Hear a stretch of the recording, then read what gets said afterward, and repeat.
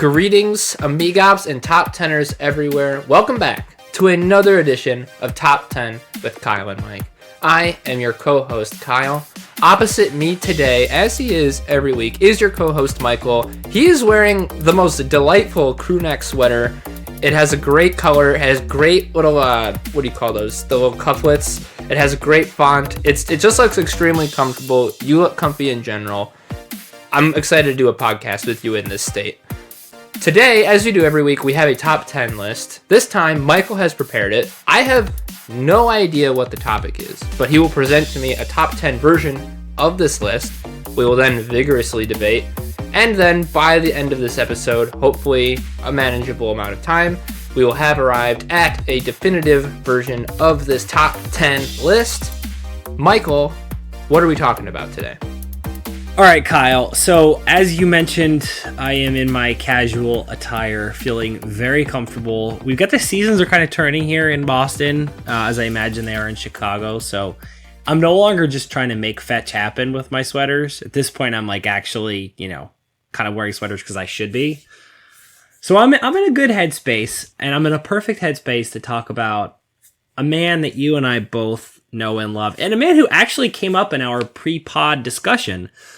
So I want to talk today about one Bradley Pitt. Well, how about that? Now, how about that? So I just saw the film Ad Astra, as I know you did.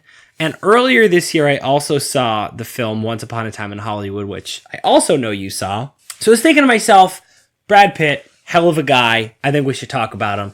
And I thought to myself, let's make a top 10 list of the best Brad Pitt roles. And then I said, nah, that sounds dumb, because I don't really feel like I can give an authoritative view of Brad Pitt's top 10 roles. I haven't seen some of his movies, and I didn't really feel like that was really within my wheelhouse. What is in my wheelhouse, however, is to talk about the top 10 sexiest Brad Pitt characters / roles. This is an unbelievable thing that has just happened, because I have this exact same list in my hopper, but it's not Brad Pitt, it's Leonardo DiCaprio. It's the top 10 sexiest Leos. So we have independently come to the same list. We just have two different actors who happen to co-star in a movie this year. Yes. I love this idea, obviously. I think this would be a ton of fun. Yeah, this makes me very happy. I can't pretend that I'm surprised that we had this same idea, but I'm very glad we did nonetheless. So, okay. You're about to ask a bunch of good questions, I bet. So my question is, I was thinking about this for Leo, was like, is it how sexy the character is to the viewer, or how sexy that character is perceived to be in the cinematic universe? Because viewers. This is a viewer situation. So so like the sexiness discussions we've had before, it's a little bit of magic. It's not going to be just the look. It's not going to be just the character. It's going to kind of have to be a little bit of both. Mm-hmm. Because to be fair, there are situations where an actor or actress might be playing a character that kind of sucks but is really sexy. Oh yeah. So I want to totally pin it down to that, and it definitely isn't existing within the logic of the film, because some of these characters are not really sex objects, or don't really interact with people in a romantic way. But for me, as a viewer, very titillating. Interesting. Okay.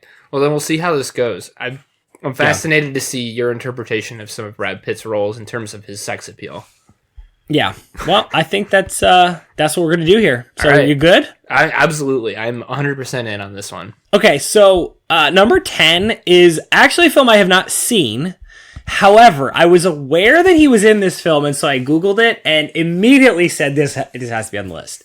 So number 10 is Thelma and Louise, the role of J.E.D. So this was really Brad Pitt's big breakout role. This is what everybody kind of knows him from. I actually would urge you, Kyle, and the listener, if you have access to safely do this and are not on like a train, to Google Thelma and Louise Brad Pitt, because the first thing that comes up is a shirtless Brad Pitt in a cowboy hat holding what appears to be like a hotel hairdryer. Yeah. And it is just very sexy. He has got that impish grin on his face. I was going to say, it's very playful. Very playful, great physique, I think this was really America's intro to how sexy Brad Pitt could be. He's also got, like, you can see his hair kind of just creeping down past his neckline. Mm-hmm. He's also very young, and he's not quite as built-y as he is in some of his later roles. It's almost like not a boyish body, but close to it. It's a very different, more vulnerable Brad Pitt than I'm used to, certainly. 100%. Because he has always been more of a lean guy than like a muscular, like thick guy. Right. But here is definitely a younger version of him. Yeah. Where, to your point, he does look a bit more innocent. Yeah, I wish I had seen this movie. I've heard good things. Or was it a movie or a TV show that he was on? The film. He was in the movie. Okay, gotcha. But I think we should make that something for a movie weekend. Like, potentially. I think Thelma and Louise is one that comes up enough out there in the culture. And since it does have Brad Pitt in it, along with Gina Davis and is it Susan Sarandon, I think? Like, that's a hell of a cast. I think we should get on that. But all I know is those couple still images were enough to convince me that this is a sexy ass role. Yeah, like you said, if you have the opportunity to do for a quick Google, I highly recommend it. Yeah. All right, number 9. So we're leading off with 2 movies I haven't seen, but which the still photos are enough to convince me. So number 9 is a film that, again, I actually really, really want to see and have kind of wanted to see for a while, but just haven't. That's Killing Them Softly. So this is it's like a mob movie, and the poster is just Brad Pitt with slick back hair, a goatee, and a leather jacket, holding a shotgun and pointing it at something, and it just looks so badass. He looks like Danny McBride and like Guy Pearce at the same time somehow.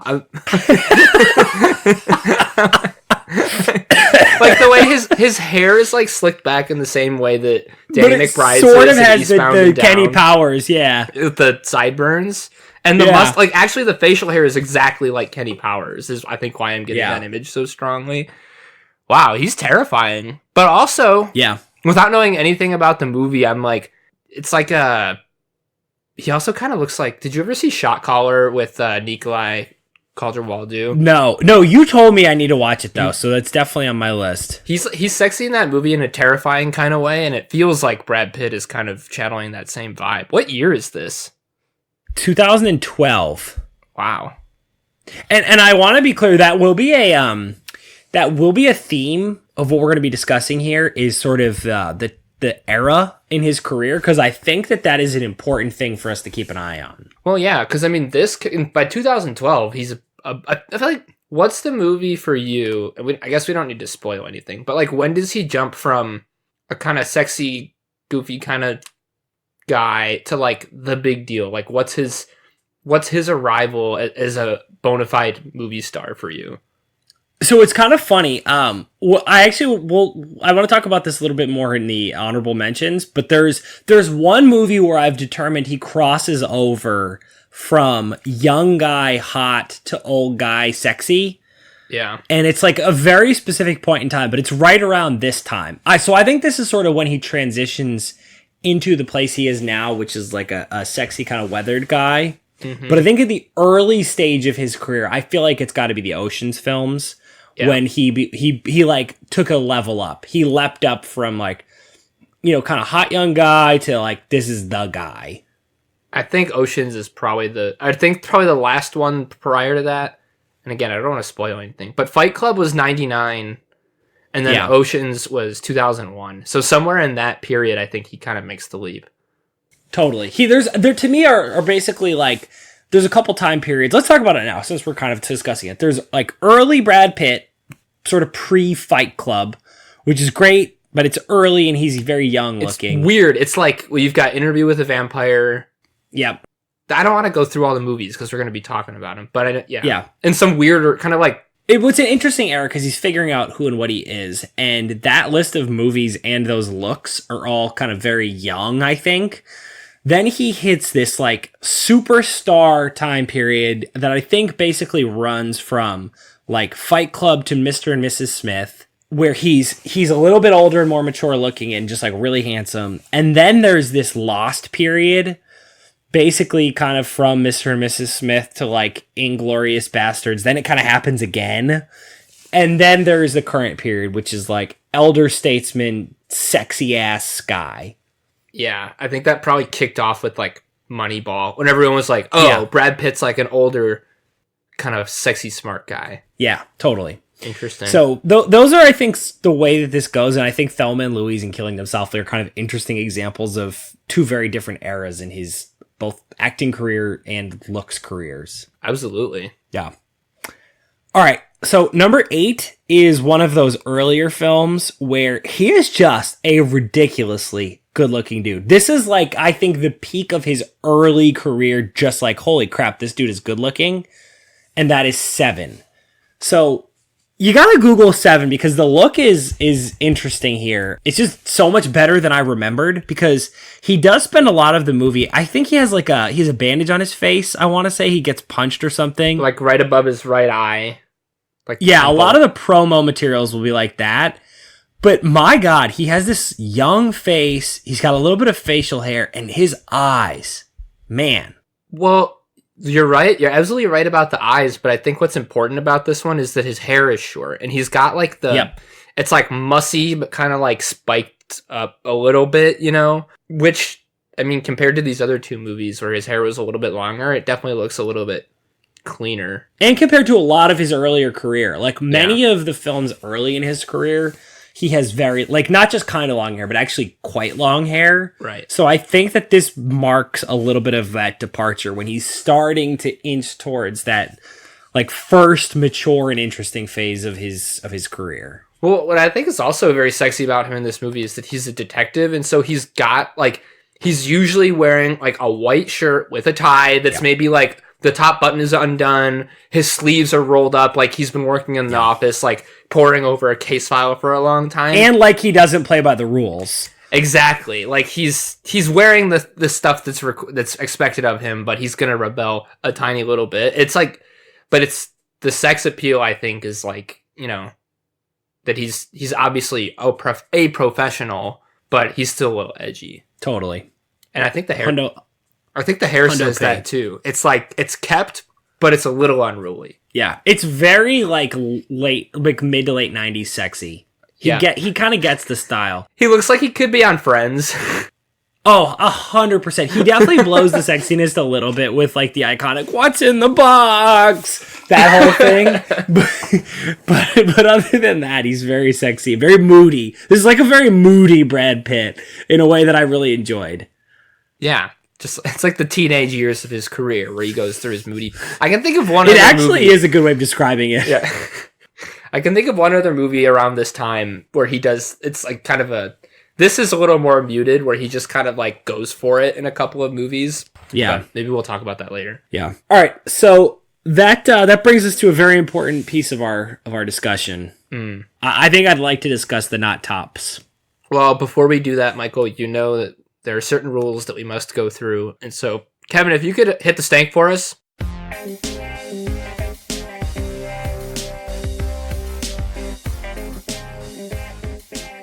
Oh, man. I gotta crack a window. The stank is just wafting through the apartment right now. You can almost see it. It's like smoke. Yeah. Wow. You know what would happen if we tried to catch it? Like trying to catch smoke. Trying to catch smoke with your bare hands.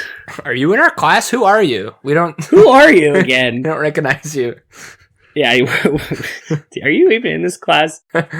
Is that you, Seamus? Nope. Again, it's not fucking me. All right. At any rate, so the not tops. There's actually a bunch. I'm gonna include all of them because I don't think we're gonna have any issues with these ones for the most part. And I'll kind of buzz through them. So, 12 Years a Slave. Yeah. He has this very odd beard. I don't remember what he is in this movie, but he looks like a Mennonite. And he has like this weird jaw-only beard that's very unattractive, in addition to having long hair. So it's a terrible beard. I remember him, I think someone is building a house out of wood or like a shed.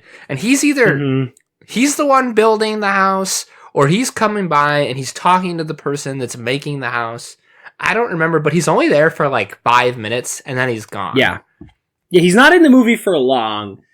I think he's pro-abolition, but on the off chance that he's pro-slavery, compounded with that facial hair, he's a comfortable not top in this film. Yeah, this beard with the whisper of pro-slavery sentiment is enough to put him securely here. Yeah, again, from the character, I don't suspect that the real Brad Pitt is pro-slavery. Yeah. Yeah, make that clear. Yeah, to be clear. All right, so next is a little film called Snatch. Snatch. Yeah, it's a Guy Ritchie film, British movie, and he plays a what they call in the film a pikey, but which is it's an ethnic minority, basically like a gypsy folk, and he has this extremely off-putting accent, which it's supposed to be off-putting, but yeah. It's just really annoying, and I think he looks enough like he looks in a lot of movies from this era that I'm willing to take the accent and cut him out. Because he is actually pretty good looking in this movie. He wears like a cool hat at times, and he beats people up. He's got some good tattoos. He looks kind of scruffy, and like his tattoo work is not great. Like, they're not good tattoos. Right, and that's the thing. They're not supposed to be. Yeah. But, like, I could get on board with this character if not for the accent. But since it sort of blends into, like, late 90s, early 2000s Pitt looks, and it's got this annoying accent, I decided to throw it on the not tops. Yeah, fair enough. Next one is The Big Short. So we are going to talk a little bit later about the whispers that Brad Pitt looked a lot like Robert Redford. And I think early in his career that served him somewhat well. But this movie was a little too on the nose, the way they tried to make him look exactly like Robert Redford. And it bothered me. First of all, he's just not that good looking in this movie because of the hair and makeup and like the beard situation and all that. But I think it was a little too on the nose, like the attempt to make him the Robert Redford of this film. Yeah, I think we'll agree to disagree on this one, because I guess in the context of Robert Redford, that would be annoying, but I wasn't thinking about that when I watched this movie. I remember being like weirdly turned on by the glasses. Like they're not, this movie didn't take place in like the 80s, right? Like it's a modern, like 2000. Yeah, it's like 2007 to 2009. But like he's wearing like those weird like wide framed glasses that people wore a lot in like the 80s, I feel like, which I like. It's kind of weird because his hair is really dark, but his beard is like the salt and pepper. It's kind of an odd combination, but I liked it. And especially because his character in this movie is like very understated, and then he like has that one scene where he chastises those guys for celebrating all the money they're making, even though it comes at the expense of a lot of people's livelihoods and homes. But for being a copycat, you get docked points, so that's fair. Yeah. Though I will say I agree, like the basic notion of him wearing glasses sort of ups the sexiness a little bit, because it's like, ooh, he's even smarter than I thought. Yeah. I like the glasses on him. Yeah. 12 Monkeys. So I think that this one falls into a similar boat to Snatch, where it's not so much that he looks that bad, because he looks generally, a decent bit like he looks in other movies from this time period. But he also plays a crazy person who's doing this crazy eye thing basically the whole movie. The eye thing is impressive. I thought it was a fake eye. Like, yeah, it is impressive, like from an acting point of view. The role in general is extremely impressive and kind of unnerving. Yeah. But there's also many Brad Pitts. It's like Brad Pitt on a psych ward is a crazy guy. It's Brad Pitt like as a socialite and also a crazy guy. Yeah. Like, and then it's like Brad Pitt as like a struggling artist / like rebellion leader and also a crazy guy. But the common denominator is that he's a crazy guy, and he specifically does a crazy eye thing that makes him distinctly unappealing from a sex perspective. Yeah. From like he's picking me up at a bar and he's making that eye at me. I'm like, this guy is into weird stuff. Yeah. I'm out of that bar pretty quick. I'm out on that one. One that sort of falls into like I haven't seen this movie, and I've heard it's actually pretty good, and I'm not surprised because I love the writers, directors, and some of the other stars. But Burn After Reading, I think this kind of falls into the dark ages of Brad Pitt, and I think, again, I haven't seen the movie, but my guess from the look is that it's a little bit of a self-referential, like, Brad Pitt is a dumb guy kind of thing. And so that I actually appreciate, and I think they probably made him look kind of like an idiot on purpose. But the blonde hair dye and the outfits are terrible. Yeah, the highlights, like it's just the top of his head that's like really blonde and the sides are I think dark. he's got the frosted tips a little bit. Yeah, it's not a great... It's really just the hair. Although it seems like every picture he's wearing the same like red polo. Yeah, and if I remember, because I've seen like 2 minutes of this movie one time on cable, and I just wasn't that interested. I think if I went back, I might, because I do love the Coens. But he's like doing a fist bump the whole time and like listening to music while he's making a smoothie or something.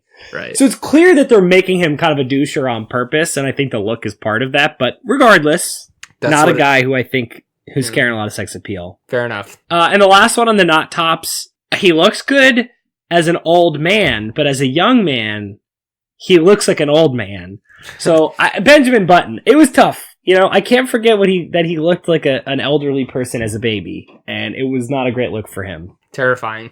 I've never seen that movie. Yeah, I have not seen that one either, but I'm very off put by a baby that looks like an old person.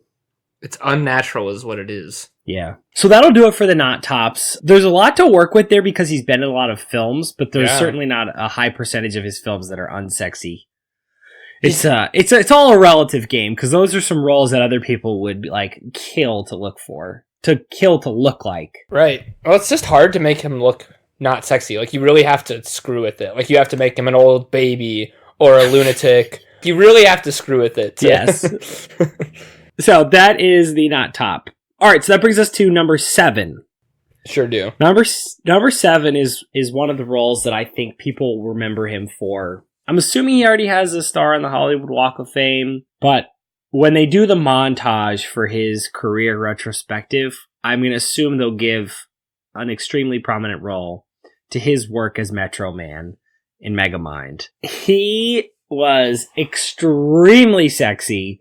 That jaw was chiseled out of marble. He has eyes that can see straight through lead. Yep. He has superpowers that are very cool, but man, just look at those muscles. He looks like a Batman cartoon, like the ridiculous 90s one when Batman was clearly juicing.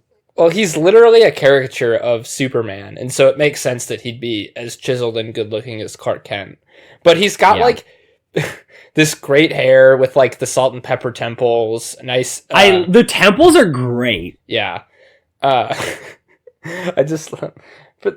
it's interesting to bring an animated character on this list, but he's definitely clearly sexy. Like, he's clearly sexy in his world, because there are all these, like, they literally just have like a Metro Man day where he just shows up and like does a speech to the crowd as he walks on water and so, I love you, Metro Man, and I love you, random citizen.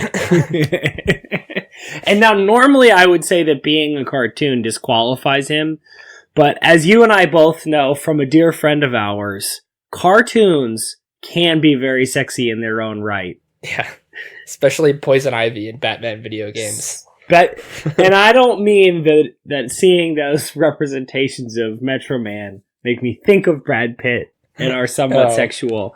I mean, just directly looking at the cartoon really gets me going. I'm aroused specifically by the pixels that compromise Metro Man's lovely visage. 100%. So Metro Man clocks in at number 7. Yeah, he's a good one. Yep. And by the way, if you haven't seen Megamind, rectify it immediately. Megamind is, I think, among the most underrated films out there. It's on my overall list of films.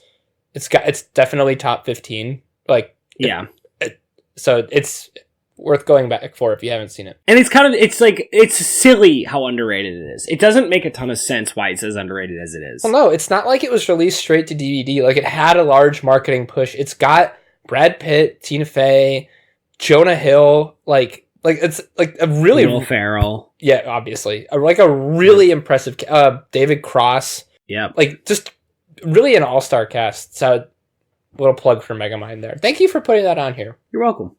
I thought of you for that one. Thank you. Number 6 is a film I have not seen and most likely will never see because I watched one Terrence Malick movie and it was supremely boring. I felt fancy while I was watching it. I watched what the hell was it called? The New World. It's the Captain John Smith Pocahontas story. Oh, yeah. With Christian Bale. Not a very entertaining film. So number 6 is another film by Terrence Malick, The Tree of Life. Ooh. Now, here's the thing about The Tree of Life. While I will never see it, I'm kind of declaring that right now. I definitely will not see it. Brad Pitt looks fantastic in this movie. Got a terrific haircut. Like a very 50s haircut. Yeah. He's wearing the unbuttoned short sleeve button down. Like basically the whole movie. I'm betting that I have a feeling he's either like the sort of way too good of a dad for the time period, or he's a total 50s dad and like hits his kid. I don't know. I can't really tell which, because being Brad Pitt, he has the ability to look extremely like sweet and extremely cruel. So I don't know which way the movie goes, but all I know is looking at him, poof, baby. It's a very clean look, like almost military, like because it's. So I'm betting he's military, because you're right. He is wearing the olive and the tan most of that movie. It looks like. Yeah. Also, he's like, I don't know, like he's all. It's like that dress that you look at on the internet, and it's a different color. Like when you look at it, like I look at him and I'm like, oh, it's old, sophisticated Brad Pitt, and then I like blink and look again, and I'm like, no, that's young Brad Pitt. Like he's in the very nebulous. What year was this? So I think this is like maybe 10 or 12. Yeah. So this is exactly like, this is 11. So this to me is like just maybe the most interesting phase of his looks life, because it's right when he's crossing over. Like he could be 26 or like 38, and I don't know which he is. Yeah, he's right there. He's a really interesting phase, and man, he looks good at this phase. He looks like the kind of guy that would, like at a church picnic, just like give you a big heaping scoop of potato salad, is because he was helping like with the line, you know. That is precisely how I would describe him if I had the ability to call that sort of description to my brain, because that's exactly right. Yeah, if you don't have access to Google for this one, don't worry about it. That's just kind of what he looks like. Yeah, no, you've got it, except an extraordinarily good-looking version of that. Oh, yeah, like the best-looking parishioner you've ever seen. Yeah, unless you happen to go to church with, like, J-Lo. I don't know. Maybe you do. We don't know if J-Lo goes to church. We're not going to speculate. No, we don't want to speculate. And to be clear, I'm only speculating that Brad Pitt's character might go to church, not Brad Pitt himself. Also true. He may be a devoted secularist. We don't know. Who's to say? We don't know. We don't want to speculate. No. All right, so number 5 is one of his most iconic roles, probably one of the most iconic roles in film history. The image of him shirtless is just exceptionally famous. Fight Club. Yeah. So this one, I don't it's just it's the picture basically. Yeah. So like he's actually throughout that movie, because this is like the beginning of just that kind of epic early 2000s, late 90s run when he like explodes as the most famous guy on the planet. But the enduring thing is just that one picture of him shirtless, either about to fight or after he's just gotten into a fight. The one I'm looking at is the one where he's like got some blood on him and he's got a cigarette in his mouth. Yeah. And his hair is just wild. I think. Yep. I mean, obviously that's the go-to shot, because like, look at his fucking abs and the way his like. Oh yeah. You know how when dudes are really cut, like, see how you can kind of see like it literally looks like a cut, like just below his abdomen, like before his hips. Oh yeah. It's so well defined, and like just from a body perspective, he just looks, and look at his arms. Like this is not the skinny Brad Pitt we were talking about in Thelma and Louise. Like he's actually fairly built but still lean. Yeah. But then don't sleep on, like, scroll down a little bit. This picture of him in that weird like red leather jacket that he wears the whole movie. Yeah. Like he's just a punk and like definitely a scoundrel, and and the way his hair is even messier in this than it is in what were we talking about? Like in 7, because like this is not a white collar messy haircut. This is like a street punk messy haircut, and he looks like he's up to no good. This is like the male id, and that's part of the point of the movie, is he's sort of a representation of the male id. Yeah, and so you look at him, and he's just pure animal energy this whole movie, and the look totally copies that. Yeah. And to me, it's not like the most it's not the most universal look, especially from a fashion point of view, but it's the one that sort of most deeply taps into just that core magnetism that he possessed at this point in his career. Yeah. He is hyper masculine here. Very sexy stuff. Yeah. Very sexy stuff. No, never mind. I don't want to talk any more about it for risk of spoiling Fight Club. If you haven't seen Fight Club, you oughta. But don't talk. I know. I actually almost mentioned one thing that could theoretically cause real problems for his candidacy. Right.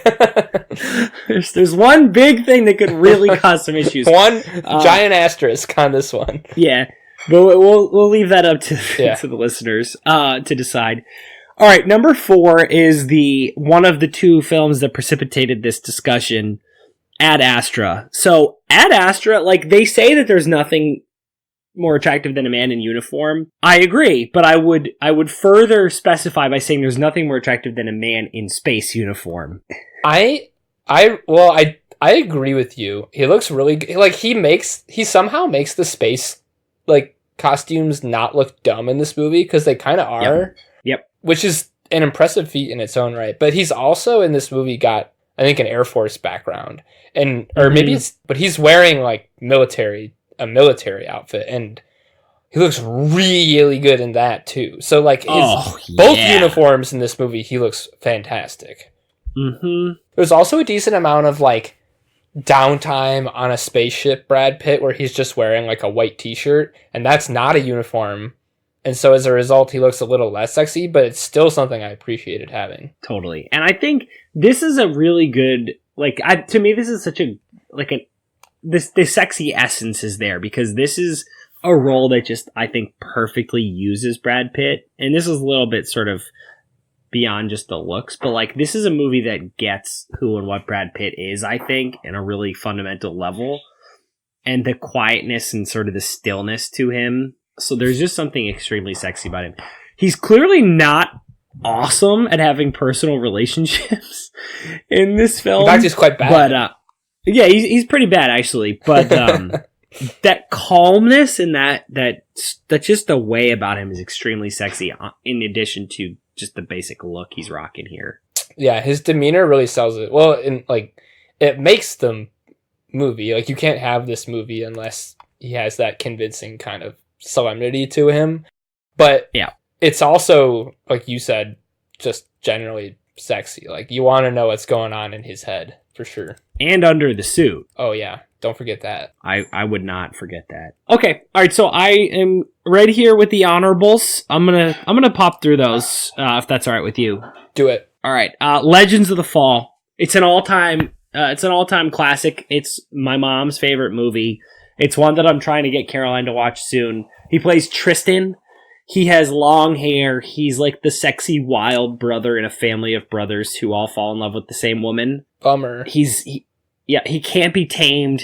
He's just, this is very handsome young Brad Pitt. The look is a little bit silly, but it's, I think, nicely encapsulates what people found so attractive about him in the 90s, and also probably the role that like more 50-year-olds would tell you he's sexy for than any other.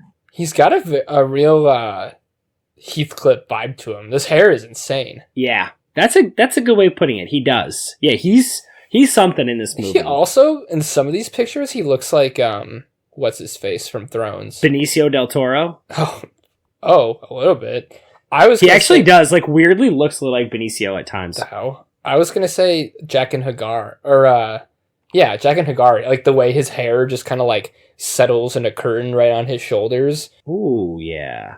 Interesting. That's really long hair. Yeah, so this is an interesting one for him. Very beautiful.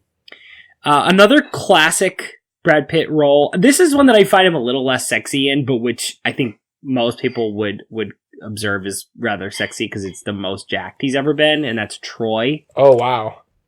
I did not expect to hear that in the honorables. Yeah, well, so I don't actually find him that sexy in this. The hair is just terrible. It's really bad.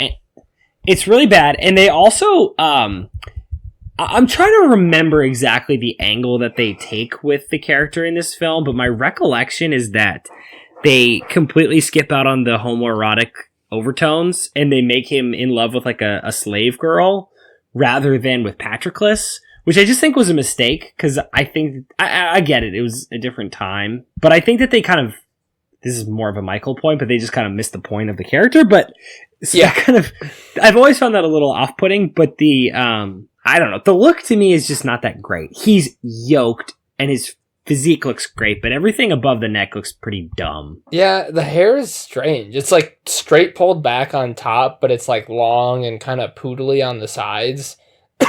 Like, yeah, it's bad. Like, you should just go one way or the other, and probably just like, I don't know. Don't try to contain it at all. Maybe, I don't know. Yeah, it's not a great haircut, but man, like also just like him and that kind of armor is very appealing because like it really shows off his guns. You know, great guns. I don't know. Wrong actor, wrong time. Like I almost think you could have him play that role now as like a weathered sort of older man. Or he'd probably really be good as Hector. Like, at this point, he just was wrong at the time. You know what he'd be great for? What? Would be like if they for some reason remade Gladiator. Like he would have been really good, like that kind of role. Yes, yeah. He'd be great. He'd be great as like Odysseus. I just think the Achilles thing was like some casting director's wet dream, and I think it was just a bad idea. I don't think it was right, and the look was wrong because I think what they were trying to do was trick women into going to see this movie. It probably worked.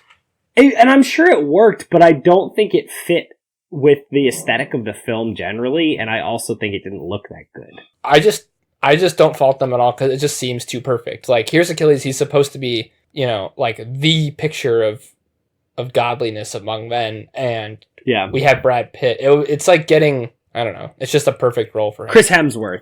Yeah, right, exactly. Yeah. Alright, so that was one. Spy Game. This was great early Brad Pitt when they were trying to make him Robert Redford, but I think they succeeded a little bit more because this wasn't so over the top, other than the fact that he was in the film with Robert Redford. But he's just a good-looking dude. It's a good-looking dude, good-looking role, good time in his career. The movie was kind of fine. It's not a great movie, but I think he looked very good. I just really like this picture of Robert Redford and Brad Pitt standing next to each other. Like I was gonna say, it's that. I know the picture you're talking about. It's a good one, and it's fun. They're very handsome fellas, both of them. They have the same. Here's a baseball hat. Yeah. This is when they just really looked like each other, but they kind of just they didn't comment on it as much. You just sort of let it be. He wears a hat a lot in this movie, which I actually really liked. The times when he's not wearing the hat, I don't like as much because the hairdo's not awesome. He's weirdly wearing a Padres hat. Yeah, I didn't know anybody wore a Padres hat other than Tony Gwynn. I didn't even know they made them. Yeah, he is. So that's Spy Game. And then two more that come from the Brad Pitt sort of renaissance. One is Moneyball. So Moneyball, his essence is very sexy because he's extremely smart. He's a terrific dad. But the problem is that they're doing that thing where they're trying to make him look like a real person. And so they do these touches that sort of detract from his natural good looks. They didn't overdo it. They didn't overly try to make him look like Billy Bean, but they did enough that I think it just sort of made him look a little bit different than he should. That's the haircut. They did like the executive part, you know, and also he's wearing like a visor a lot. Like, you're right. They're trying to mute it. Yeah. Yeah. They just don't want you to be distracted by how good looking he is. And they want him to look enough like Billy Bean that it doesn't bother you. And bless you. And he's still very sexy in this film. It's just, I think, a little less than it would have been otherwise. But I think it still deserves recognition. Yeah, I think the points he gets here are mostly from how great he is towards his daughter. And they're so cute. It's amazing. I really, that's one of my favorite aspects of the movie. But per your criteria, that's not what we're talking about. Yeah. Or at least it doesn't save it enough, I guess. Just to counteract what they did. So it makes sense. Yep. Last one in the honorables, Fury. Movie I did not see, but which in pictures perfectly bridges the young and the old Brad Pitt. I think this is the perfect encapsulation of that very good looking, like 2010 to 2012 period. Very handsome. Actually, I agree with you. I don't love the haircut. Oh, see, I do. I really like it. It's best when it's very, like very sharp. Yeah. And I think at times in the movie it kind of comes out a little bit, but I think he looks great. Yeah. He also just looks great in uniform, as we discussed. Yeah, I like this dirty. Like, he's very dirty in all these pictures. Like, he's, I like that a lot. Although this is actually making me remember I'm missing one that I forgot. So the final honorable mention is Inglourious Bastards.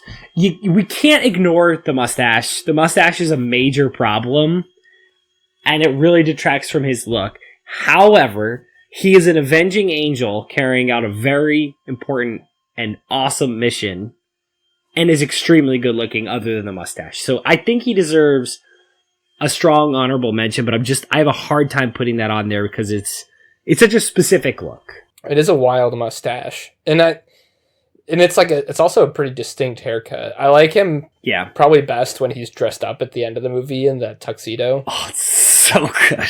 But also, given the character's personality and the way he speaks, I think it's probably fair to leave him on the honorables. Yeah, if he's like, take your pants off. Like, I don't know. What? Maybe? I don't know. All right, so those are the honorables. So we're in the top three. Booyah. Number 3 is an excellent film. Have you ever seen the movie The Assassination of Jesse James by the coward Robert Ford? No. So it's probably the longest movie title in the history of film. I would encourage you to Google some images of this film. He plays the famous outlaw Jesse James. And it's interesting because his eyes are still very young here. Like, he looks very, very young. But they have him in this period garb, and he's a very world-weary character. And it just works. First of all, he just emanates, like, he oozes sex this whole movie. But I also think that the look is just great. He's got the facial hair is interesting. It's like a prominent goatee with a little bit of scruff going on. It's definitely a little thicker than what we're used to with him, but it's not a full-blown beard either.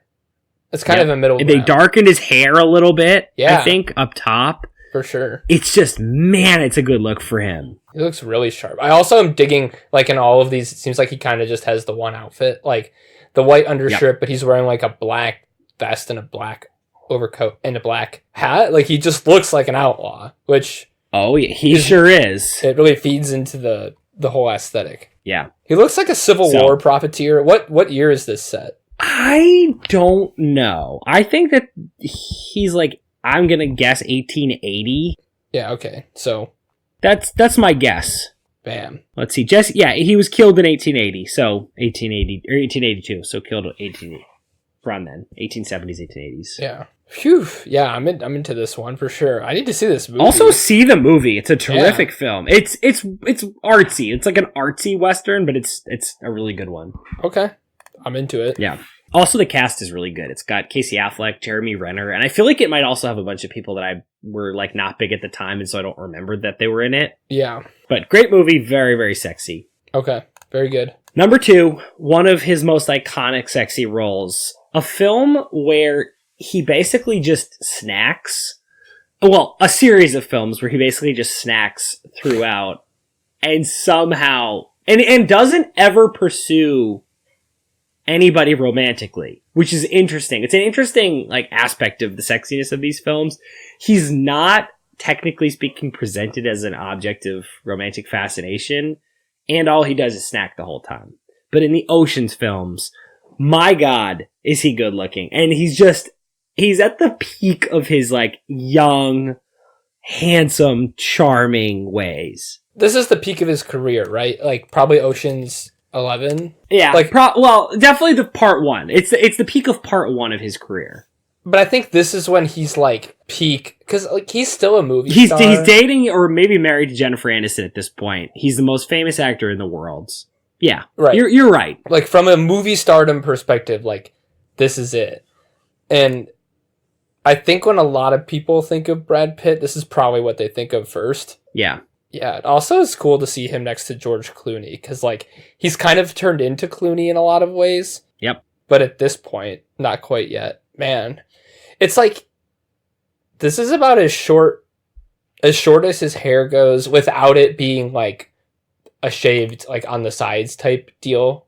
You know, Yeah. like it was in Fury. Mm-hmm. I think this is. Have we ever talked about this on the podcast? I'd be surprised if we hadn't. Your theory about guys with long hair. You know, it's actually very funny you say that today because I was noticing that the Patrick Mahomes haircut has become popular, and I've seen.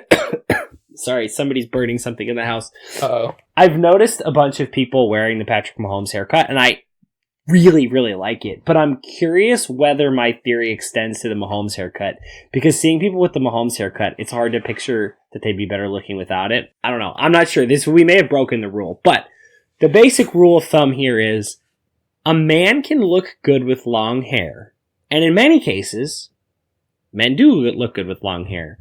But my theory is that no man looks better with long hair than with short hair. So you look at somebody and you say, oh man, that guy looks really good with that long hair. My theory, he'd still look better with short hair. And you'd say, oh man, that long haired dude got a haircut? Even sexier. I have yet to find a case that I haven't found it to be true. The only Erin really likes this theory, and she really likes trying to find people that are exceptions to the rule. She sent me a picture of the actor who plays Steve Harrington in Stranger Things. Well, but he had a bowl cut though, didn't he? He got like terrible. a weird. It was really bad, and so she was So like, I'm talking a good short hair. "Yeah, it has to be a good short haircut." But I think Patrick Mahomes might legitimately be an exception to the rule but you'd consider that a long haircut? I don't know. It's a weird situation because his hair it grows up rather than down. Yeah. So it might be this might be a little bit of a white guy theory. Like this might be like this might be constrained specifically to whiteys because the hair down is the big deciding factor rather than like up or out. Yeah. Well, we might have to workshop it a touch then. We might have to reconsider this. This might be like I formulated this theory while surrounded by a lot of white people. Accidentally racist theorem. Yeah, it's possible. I don't know. I said something accidentally racist. Yeah. I'm an adult with braces. Just rub some bacon on it. Yeah. But whatever the faults in your theory may be, I think it holds in this case because in the Ocean's movies, I think he looks.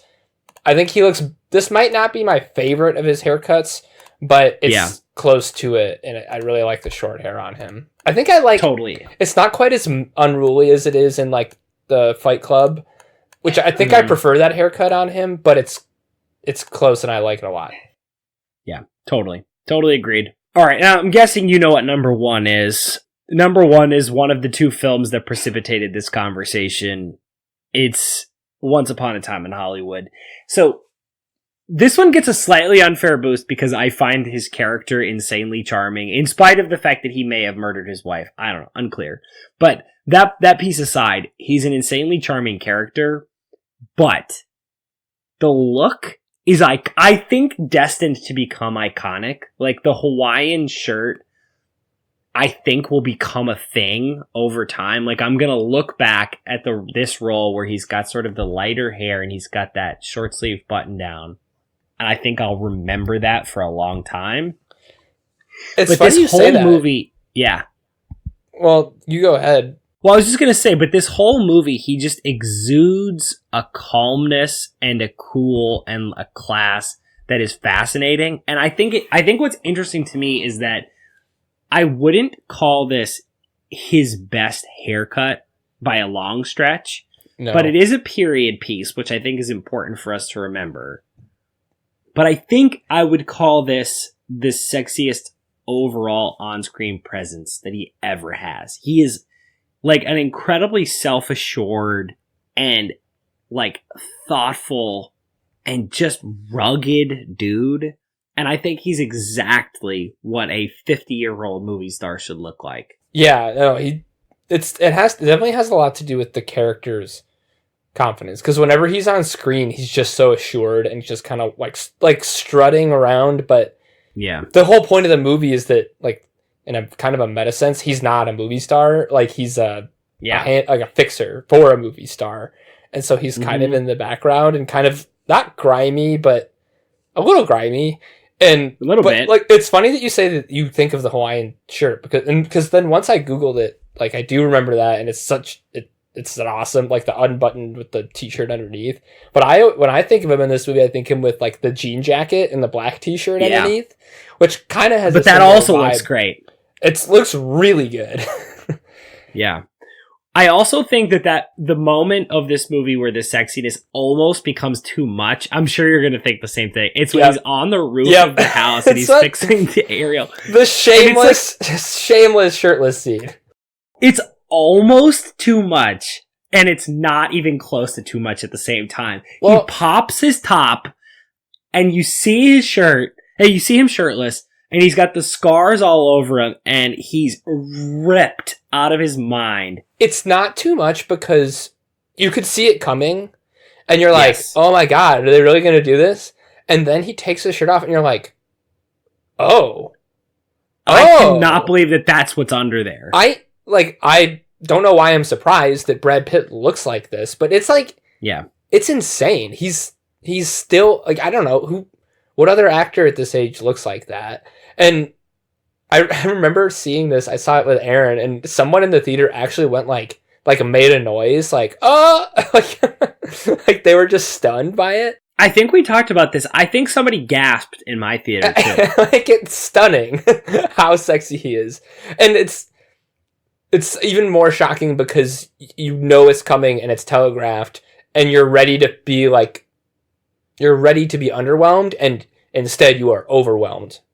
At least I was. Yeah, it is incredible that you could telegraph it that much and not have us be underwhelmed whatsoever. Because, like, you'd think our reaction would be like, it's almost like we would want to be underwhelmed. We'd be like, oh, come on. And it's just not possible. The whole movie, he just is so freaking sexy. He is a spectacle. Yeah.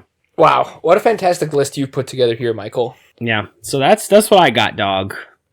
The only two I would mention, Mr. and Mrs. Smith. Yes. I am not a huge fan of, because he wears his hair like short just all the way around in this movie. It's sort of a buzz, right? It's kind of a buzz cut, which is not one of my favorite looks on him, but it's a unique one. I thought it at least bore mentioning, especially because, I don't know, it's just a pretty famous role of his, and it's pretty close to his peak sexy. I'd say, I think it's his last. I don't think this is much of a take. Like, I think this was the movie that sent him down the shitter for a couple years because it was like a little too much. Agreed. It's not a very good movie if you've ever seen it. I haven't. It doesn't. That was that's kind of the vibe I've gotten from it. Okay, cool. The other one that I'm a little serious about is World War Z. Have you seen it? No. So I did Google it because I'm aware of its existence and wanted to see how he looked. And I was like, he looks good.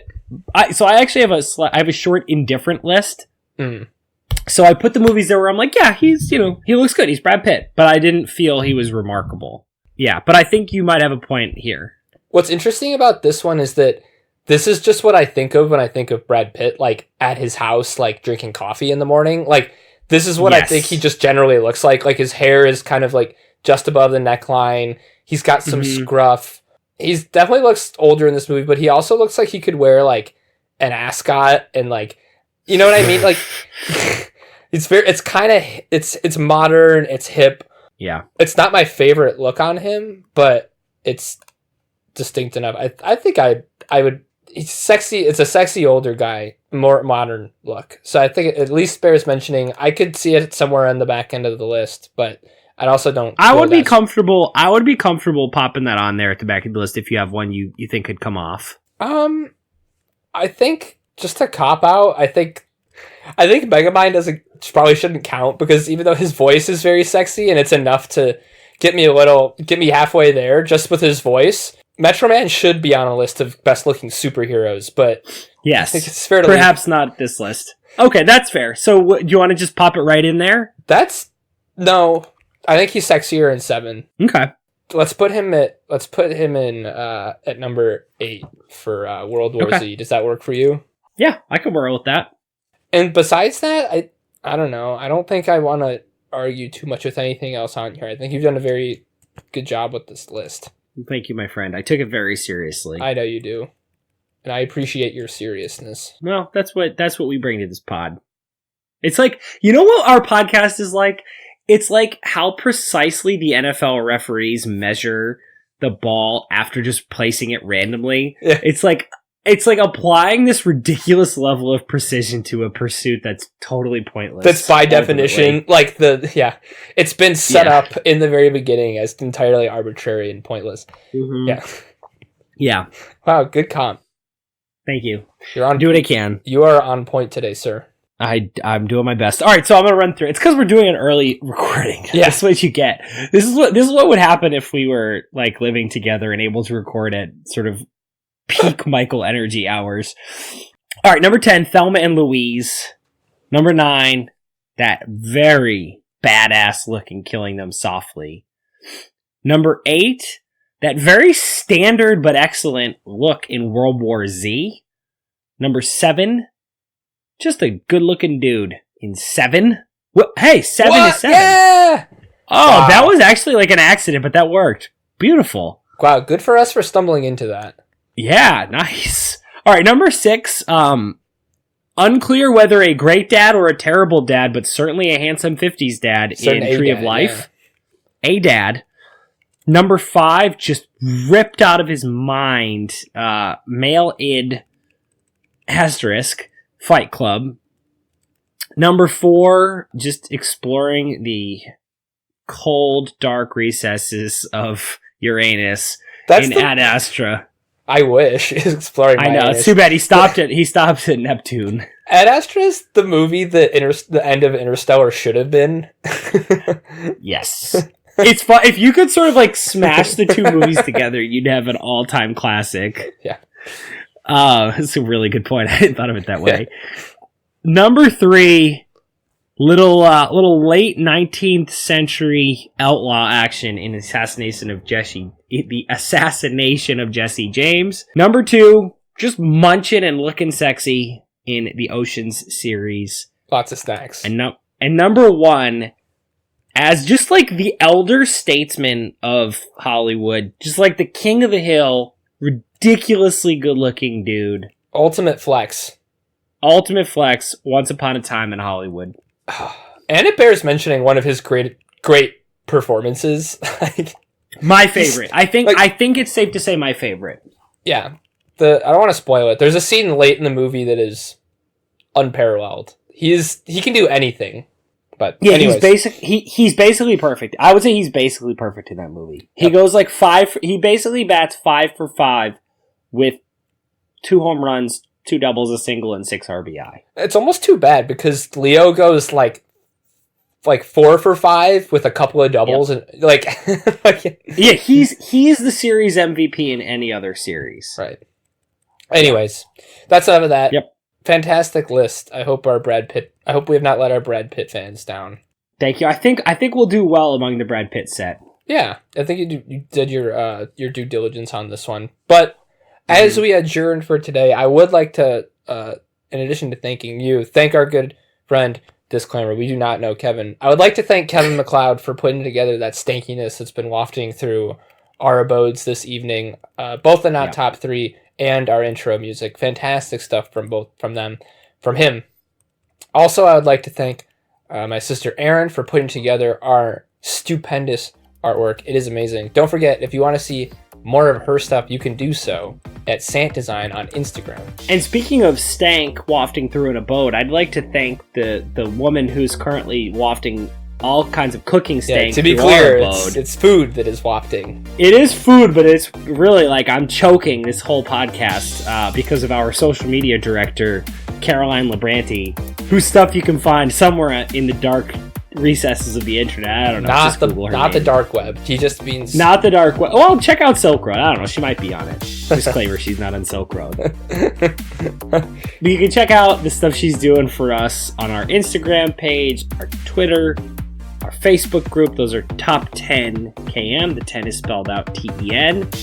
If you have questions, comments, thoughts, you want to appear as a guest, or you want to send us semi-nudes of Brad Pitt, that's top10km@gmail.com. And then before we go, I know you're listening to us on some sort of podcast platform, but if you want another one, we are on the Apple Podcast app, Stitcher, Spotify, Podbean, pretty much wherever podcasts can be found.